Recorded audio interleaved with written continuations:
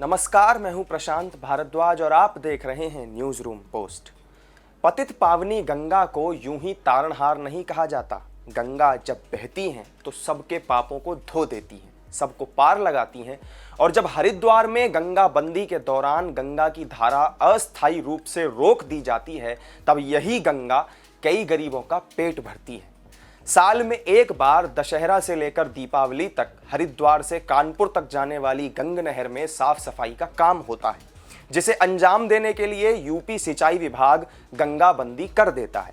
इस दौरान गंगा जल का प्रवाह रोक दिया जाता है, जिसके चलते उत्तराखंड की धर्मनगरी हरिद्वार में श्रद्धालुओं के आने का सिलसिला थम जाता है और गंगा घाट सूने दिखाई देने लगते हैं।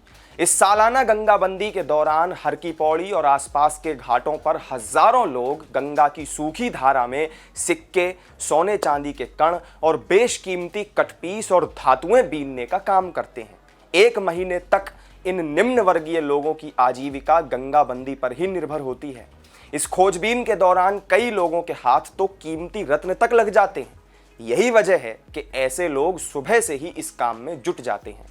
दिन भर सिक्के बीनने वाले लोग भी 800 रुपए से लेकर 1000 रुपए तक जमा कर लेते हैं। दरअसल श्रद्धालु अपनी आस्था से गंगा जी में सिक्के चढ़ाते हैं और अस्थि विसर्जन भी करते हैं।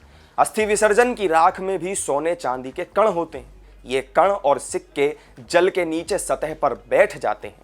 आमतौर पर कुछ युवा पूरे साल भर सिक्के और सोने चांदी के कण बीनते हैं, लेकिन गंगा जल का बहाव तेज होने के कारण सिक्के और सोने चांदी के कणों को बीनना बेहद मुश्किल होता है। यही वजह है कि ये लोग साल भर गंगा बंदी होने का इंतजार करते हैं, जिसके बाद गंगा में डुबकी लगाने लायक जल नहीं रहता और इन लोगों का काम बेहद आसान हो जाता है।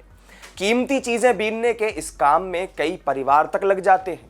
बीनने वाले अधिकतर लोग चंडी घाट, भीमगौड़ा और रोड़ी बेलवाला की झुग्गी बस्तियों में रहते हैं। सिक्के और बेशकीमती धातुओं को बीनकर इन परिवारों की दीपावली रोशन हो जाती है। ये लोग इसे मां गंगा का आशीर्वाद मानते हैं। इस काम में किसी किसी को तो लाखों की सौगात भी हाथ लग चुकी है। वहीं दूसरी तरफ गंगा बंदी का असर श्रद्धालुओं की संख्या पर भी साफ दिखाई देता है। दीपावली के आसपास हर की पौड़ी पर गंगा जल न होने के चलते बेहद कम श्रद्धालु हरिद्वार का रुख करते हैं। इस दौरान यहां दूसरे गंगा घाटों पर भी सन्नाटा पसरा रहता है, जिससे घाट के तीर्थ पुरोहितों को आर्थिक तंगी झेलनी पड़ती है। तो आपको गंगा नदी के एक और अनोखे पहलू से रूबरू कराने वाली हमारी इस वीडियो में फिलहाल इतना ही। फिर मिलेंगे एक नई वीडियो में नई जानकारी के साथ। तब तक आप जुड़े रहिए हमारे साथ और देखते रहिए न्यूज रूम पोस्ट। नमस्कार।